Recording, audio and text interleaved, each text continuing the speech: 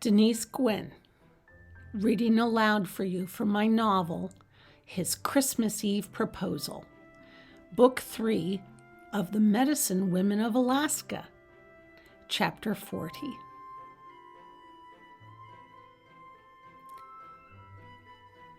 Naomi couldn't think of any other place to find Drew. She'd hung out around his office for a while, but at last, Nurse Phyllis walked out through the front door, locked it, and went on her way. She sat in her car and sighed. Where in the world was he? Still in Anchorage? This long? He'd left yesterday morning, and here it was the next day, and he'd yet to return. She was starting to go crazy from worrying about it. What was she going to do? Sneak into his house? Well, that didn't qualify as one of her best ideas of all time, but it sure didn't qualify as the worst one either.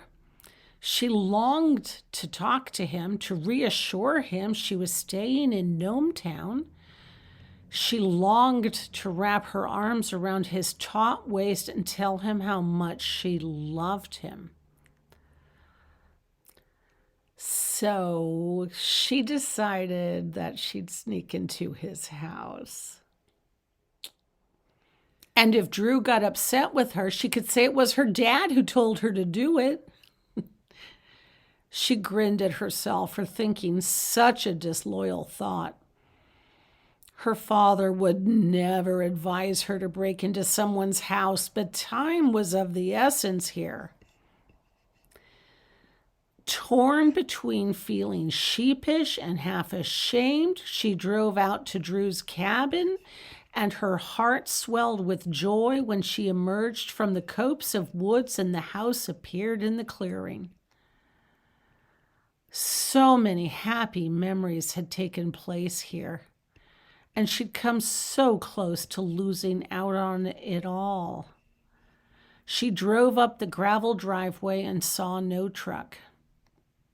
Drew was not at home. She parked her car and climbed out, looking around her. How best to accomplish this task?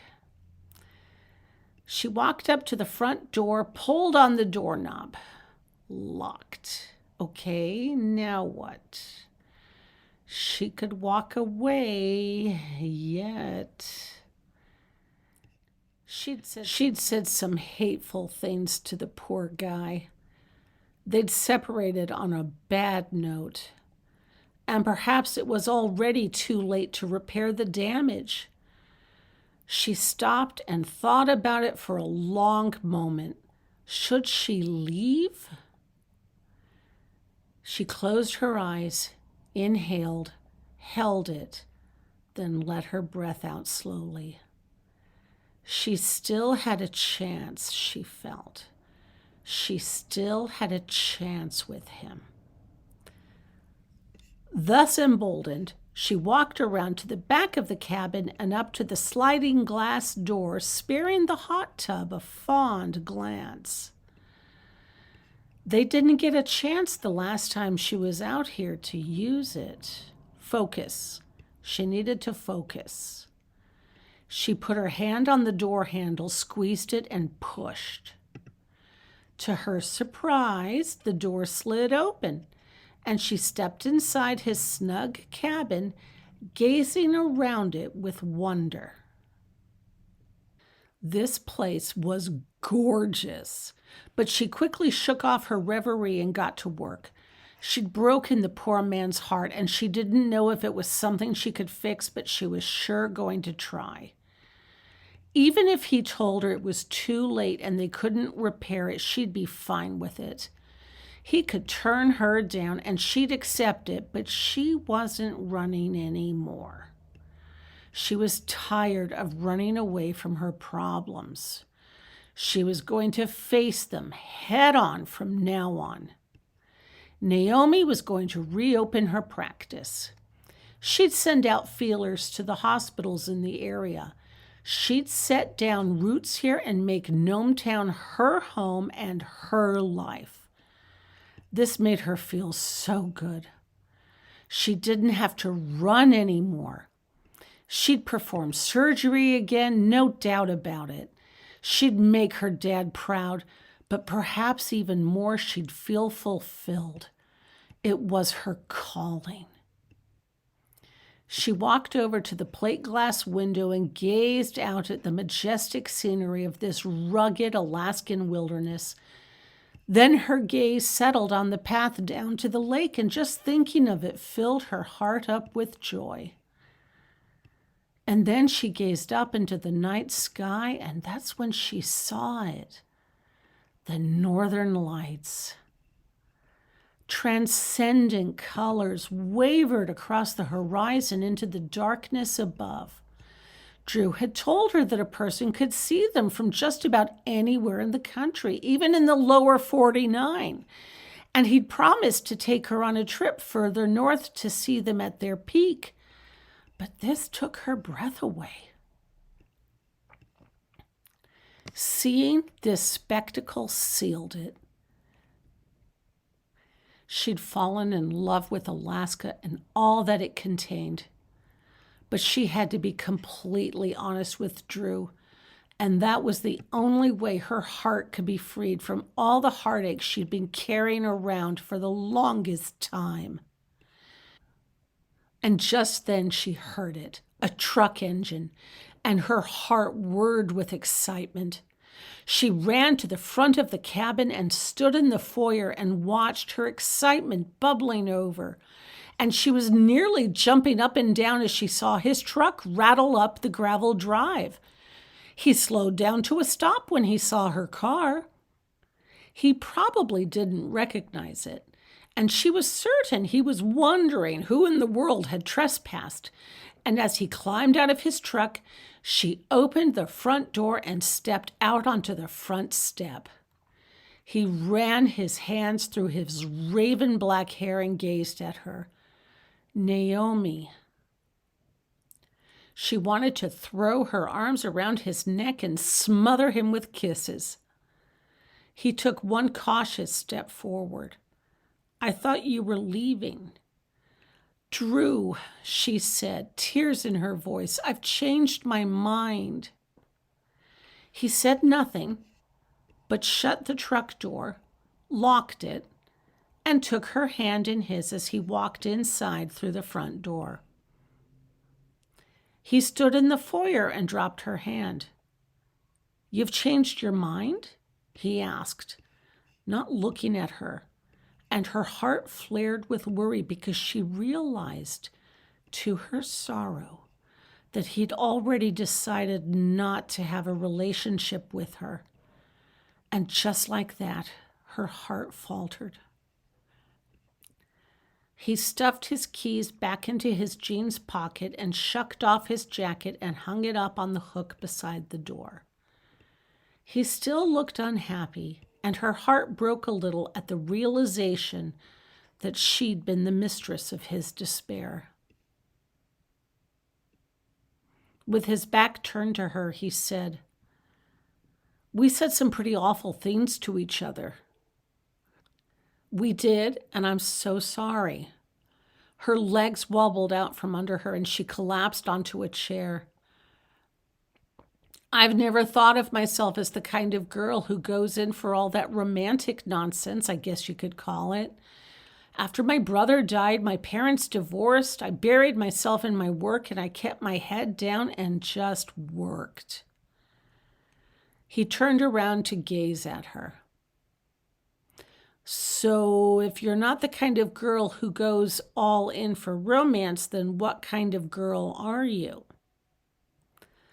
I'm the kind of girl, she said, who goes all in for surgery. Drew smiled faintly. Yep, that's not the least bit romantic. I know, right? And there's something else. He said nothing, only gazed at her. His body language read neutral, bordering on closed off. I haven't talked too much about my brother. I know. When he died, I vowed right then and there to become a surgeon so that I could save anybody else who found themselves in the same situation where there was nobody to help them. Her bottom lip trembled, tears formed in her eyes, but she continued.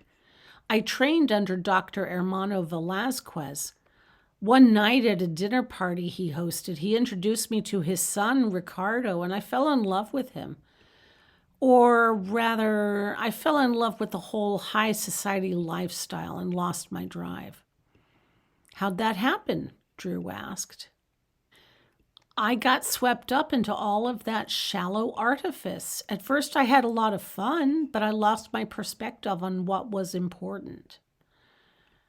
You know, he said in a softened voice, you're right. You never did tell me about your brother. My brother died on Christmas Eve. We were in a car accident, and he sustained a chest injury. He was driving. He was 22 and I was 10. I tried to stop the bleeding by putting my hands on his chest, but as I did that, he bled out, and I literally felt his heart stop beneath my hands. Drew gazed at her, stunned. After the funeral, my mother left us.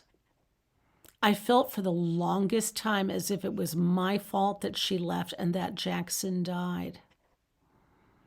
Wow, Drew said.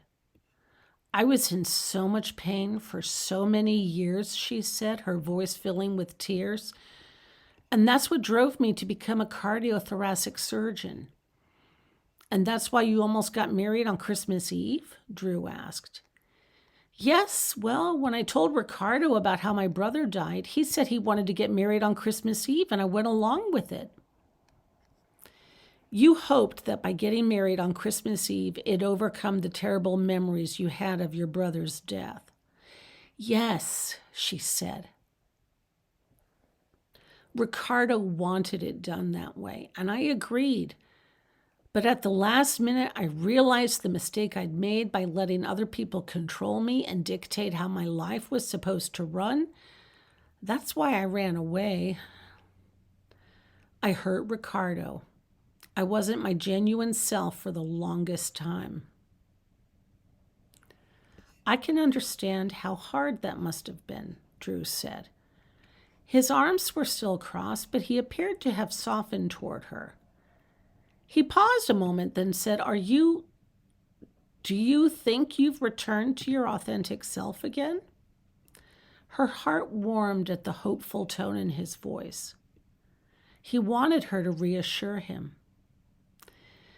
Tears brimmed in her eyes as a surge of hope filled her heart. Yes, I do. I feel as if I'm getting closer to my authentic self again. She considered a moment, then nodded. I'm getting there. I'm planning to reach out to all the hospitals in the surrounding area and see if I can get on staff as a surgeon. I miss it so. Okay, he said. You have to understand, Drew. I came here originally to get away from everything and to stop performing surgeries because I felt I'd lost all right to feel happiness. And that idea worked, for a while at least. And then it didn't. Why'd it stop working? Because I met you. She stood up from the chair and took a step toward him. You appeared in my life and you challenged me at every turn and you suspected right away that I was a surgeon. She looked away. You found out almost instantly, and I can't tell you, Drew, how much it meant to me that you kept on challenging me and pushing me. He smiled wryly. Well, that's a mighty nice way of saying that I bullied you. You didn't bully me at all, she said, and laughed through her tears. It filled my heart with gladness to know that you knew me. You knew me. Well, he said, surprising her, it's because I love you. You what? She stammered. His face broke out into a wide-open grin. I love you. I love you too, she blurted out. Of course you do, he said, and he held out his arms for her, and she jumped into his embrace. After he kissed her, he said, I'm not planning to close my practice now, after all. She gazed up at him, shocked. What'd you just say? I was getting ready to sell my practice and my cabin and pull up stakes and move wherever you went. You were? Yes, he said firmly. I've been stuck in this rut for the longest time, and it's been a long time since I followed my own heart. I wasn't willing to change for anything or for anyone, and when I met you, I fought against it for the longest time, and I thought I'd stay put. But when you told me you were selling your practice and leaving, I realized that I'd rather be with you than without you. And if that's what it's going to take, then I will move anywhere you go. He bent his head down to gaze at her. You're my home. Naomi's throat filled with tears. Drew didn't need to say another word. He already held her heart in his. He wrapped his arms around her waist and held her close, and then he lifted her up into his arms. I can't live without you. I can't live without you either. He carried her across the house to his bedroom and placed her on the bed. In a matter of moments, they were entwined as one. She finally felt complete.